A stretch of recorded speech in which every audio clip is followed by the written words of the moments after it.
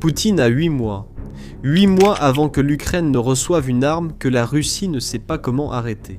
Moins cher, plus rapide, en quantité, face à laquelle les défenses russes ne sont pas conçues. Le compte à rebours a déjà commencé, et à ce qu'il semble, la Russie n'est pas prête. Laisse-moi te montrer ce qui arrive et qui va complètement changer la guerre.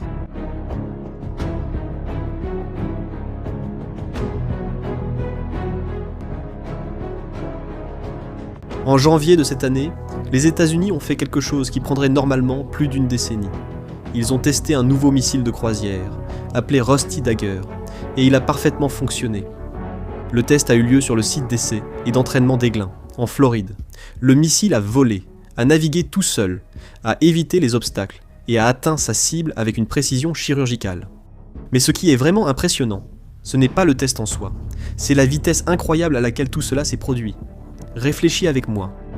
Normalement, lorsque les États-Unis décident de créer une nouvelle arme militaire, surtout quelque chose de complexe comme un missile de croisière, le processus prend des années, voire des décennies. Le chasseur F-35, par exemple, a commencé à être développé dans les années 90 et n'est devenu réellement opérationnel qu'au cours des années 2010. Ce sont des processus extrêmement lents, avec des appels d'offres interminables, des compétitions entre entreprises, des tests sans fin, des révisions budgétaires, des approbations du Congrès. C'est une immense machine bureaucratique.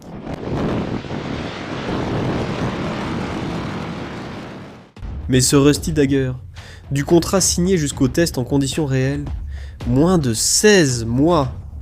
Et cela n'arrive tout simplement pas dans l'armée américaine. Ou plutôt, ça n'arrivait pas. Alors, qu'est-ce qui a changé ?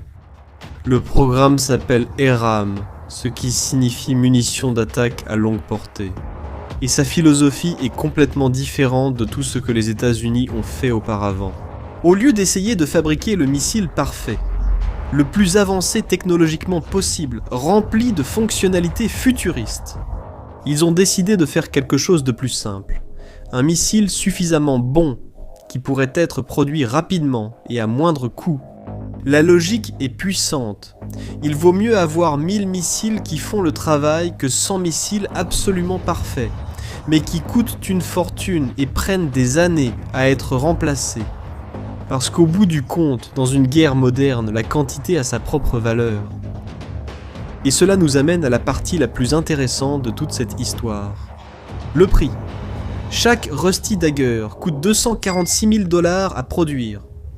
Maintenant, pour que vous ayez une idée de ce que cela signifie, un Tomahawk, qui est le missile de croisière américain standard utilisé depuis des décennies, coûte 2 millions de $, soit plus de 8 fois plus cher. Donc, pour le prix d'un seul Tomahawk, vous pouvez produire 8 Rusty Dagger, 8 missiles au lieu d'un. C'est une grosse différence, non ? Mais attends, parce que l'histoire devient encore meilleure quand on regarde de l'autre côté de cette équation. Du côté russe, la Russie dispose de systèmes de défense aérienne appelés S-400. Ce sont ces énormes camions avec des missiles intercepteurs que vous voyez dans les vidéos de la guerre. Chaque intercepteur qu'ils tirent pour essayer d'abattre un missile entrant coûte environ 2 millions de $. Alors, faisons le calcul ici. L'Ukraine lance un Rusty Dagger de 246 000 $. La Russie doit dépenser 2 millions de $ en intercepteurs pour essayer de l'abattre. Même s'ils réussissent à intercepter, ils ont perdu cette bataille économique de façon dévastatrice. Ils ont dépensé presque 10 fois plus que l'Ukraine pour neutraliser une seule menace.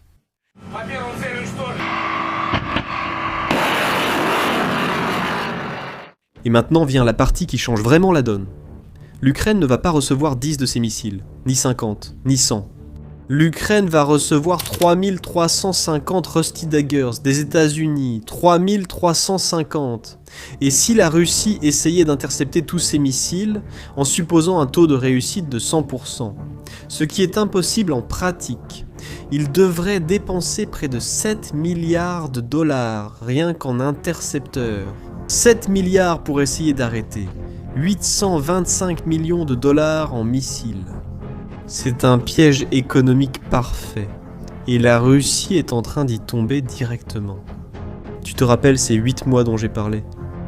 C'est exactement le temps que Poutine a pour trouver comment échapper à ce piège, et d'après tout ce qu'on voit, il n'y a pas d'issue. Mais ce n'est pas qu'une question de quantité et de prix. Le Rusty Dagger a été conçu spécifiquement pour être difficile à intercepter.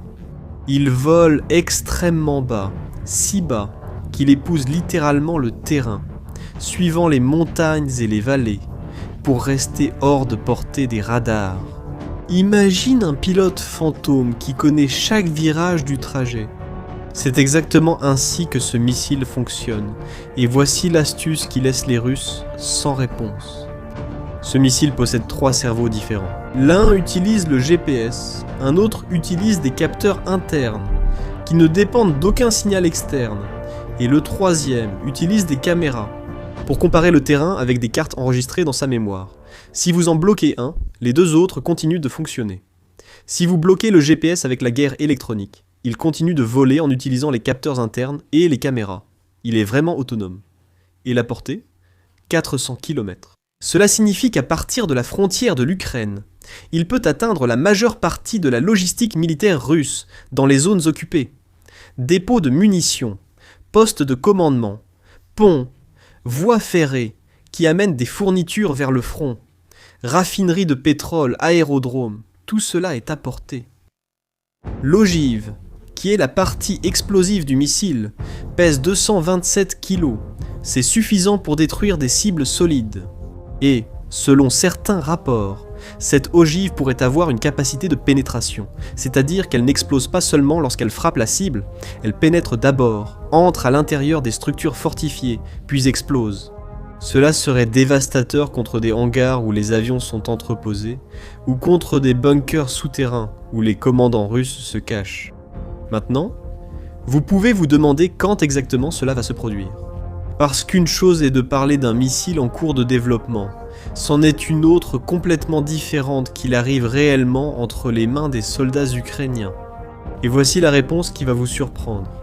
Octobre 2026, dans 8 mois, la première livraison de 840 missiles Rusty Dagger arrive en Ukraine. 840 missiles d'un seul coup, et, après cela, encore 2510 d'ici la fin de 2028. La production est prévue pour atteindre 1000 missiles par an, une fois que les lignes d'assemblage fonctionneront à pleine capacité. Pense à ce que cela signifie. Pour la première fois depuis le début de l'invasion, en février 2022, l'Ukraine va disposer d'une capacité de frappe à longue portée à l'échelle industrielle. Pas une demi-douzaine de missiles par-ci par-là, pas quelques dizaines qui doivent être utilisés avec une extrême précaution, mais des centaines, des milliers, éventuellement. Et cela compte, parce que la guerre, jusqu'à présent, a été profondément asymétrique sur cet aspect précis. Pendant 3 ans, la Russie a fait ce qu'elle voulait. Elle a bombardé des villes ukrainiennes, sans craindre de représailles, détruit des centrales électriques, laissant des millions de personnes dans le noir pendant l'hiver, attaqué des hôpitaux, des écoles, des immeubles résidentiels. Tout cela en lançant des missiles depuis le territoire russe, où l'Ukraine ne pouvait pas atteindre. Au cours des 3 dernières années, la Russie a lancé plus de 1000 missiles et drones sur l'Ukraine. 10 000. Des familles se réveillant au milieu de la nuit avec des sirènes, des enfants dormant dans des abris souterrains, des villes entières sans électricité au cœur de l'hiver. Et l'Ukraine a réussi à en lancer quelques centaines tout au plus, et souvent avec des restrictions sur l'endroit et la manière dont elle pouvait les utiliser.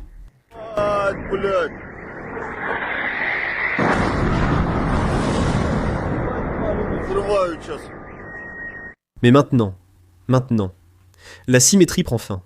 L'Ukraine va pouvoir mener des attaques coordonnées et massives à l'arrière des lignes russes. Pas 1 ou 2 missiles que les Russes peuvent essayer d'intercepter, mais des dizaines lancés en même temps, venant de directions différentes, forçant les défenses russes à faire des choix impossibles sur ce qu'elles doivent défendre. Et tu te souviens des calculs économiques ? Chaque fois que l'Ukraine force la Russie à utiliser un intercepteur à 2 millions pour abattre un missile qui en coûte 246 000, la Russie perd. Et quand ce sont des dizaines de missiles qui arrivent en même temps, la Russie n'a tout simplement pas assez d'intercepteurs. Elle n'en a pas. Chaque dépôt de munitions qui explose signifie moins d'obus qui arrivent sur la ligne de front. Chaque pont détruit signifie des camions de ravitaillement qui ne peuvent pas passer. Chaque aérodrome touché signifie moins d'avions bombardant les positions ukrainiennes. La guerre ne se gagne pas seulement sur la ligne de front, elle se gagne dans la logistique. Et pour la première fois, l'Ukraine va avoir les moyens d'attaquer cette logistique à grande échelle. Et il y a un détail intéressant concernant qui paye pour tout cela. Ce ne sont pas les États-Unis. Ou plutôt, pas seulement les États-Unis.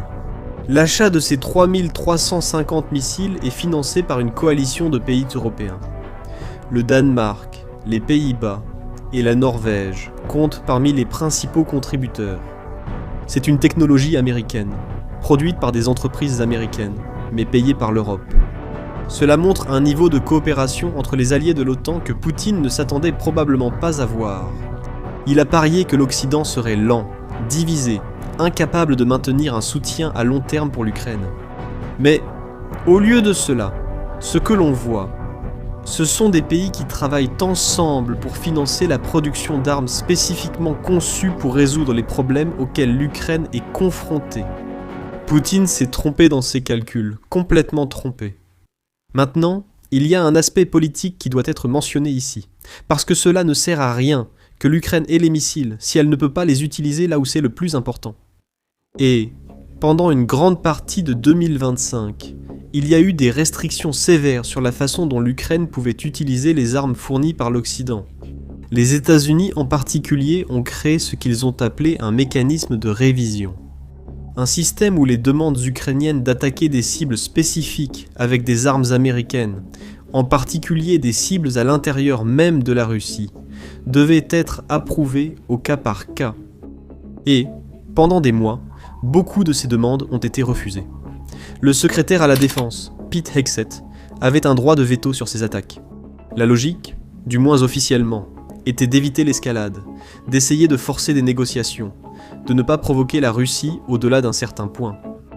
En pratique, cela signifiait que l'Ukraine possédait des armes sans pouvoir frapper les bases à l'origine des attaques russes. Frustrant, mais récemment, il semble que cette politique ait commencé à changer. Le commandement des autorisations a été transféré au général Aleksius Grynkewicz, le commandant suprême allié de l'Europe, et il s'est montré plus permissif. Des autorisations autrefois longues prennent maintenant quelques jours, et des frappes autrefois refusées sont désormais approuvées. Il n'est pas tout à fait clair si les mêmes restrictions s'appliqueront aux Rusty Daggers, mais la tendance semble être à une libéralisation progressive. Et même s'il y a des restrictions concernant les frappes à l'intérieur de la Russie proprement dite, il ne fait aucun doute que l'Ukraine pourra utiliser ses missiles contre des cibles en territoire occupé. Crimée, Donbass, toutes les zones contrôlées par la Russie en Ukraine. Cela constitue déjà un changement majeur dans l'équilibre des pouvoirs. De plus, un autre point mérite d'être mentionné. Pendant qu'elle attendait les États-Unis, l'Ukraine n'est pas restée inactive. Ils ont créé leur propre industrie de missiles à partir de zéro. En temps de guerre, l'une des entreprises les plus intéressantes s'appelle Firepoint. Elle a été fondée en 2022 par un producteur de cinéma et un entrepreneur en informatique. Oui, vous avez bien entendu. Un gars qui faisait des films et un gars qui travaillait dans la technologie ont décidé de fabriquer des missiles. Ça paraît fou, non? Des amateurs qui jouent à la guerre? Mais, en janvier de cette année, des missiles Flamingo, produits par eux, ont frappé Kapustin Yar, l'une des bases d'essai de missiles les plus secrètes de Russie. L'endroit où ils testent leurs propres missiles balistiques, y compris l'hypersonique Oreshnik. L'Ukraine a attaqué avec succès une installation militaire à des milliers de kilomètres de distance, pénétrant toutes les couches de la défense aérienne russe.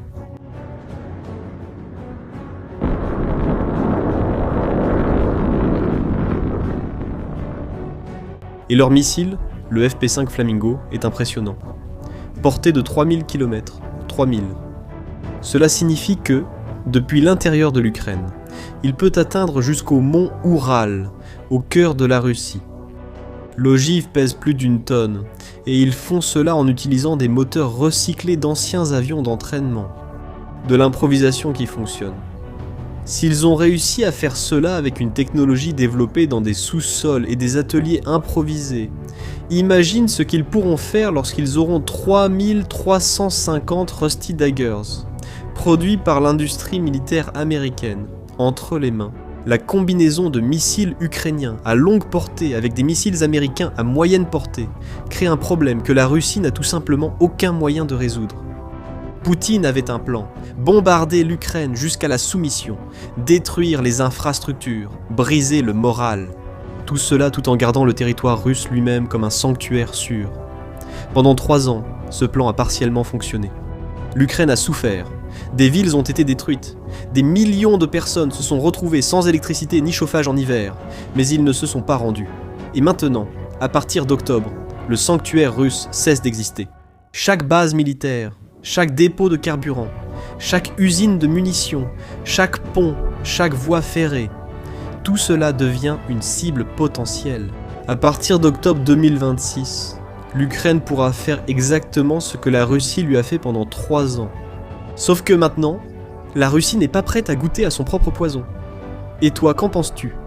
Ces 3350 missiles arrivent-ils à temps pour faire la différence ? Laisse ton avis dans les commentaires. Si cette vidéo t'a aidé à mieux comprendre ce qui se passe, partage-la avec ceux qui ont d'aussi besoin de savoir et abonne-toi à la chaîne pour ne pas manquer les prochaines. À la prochaine.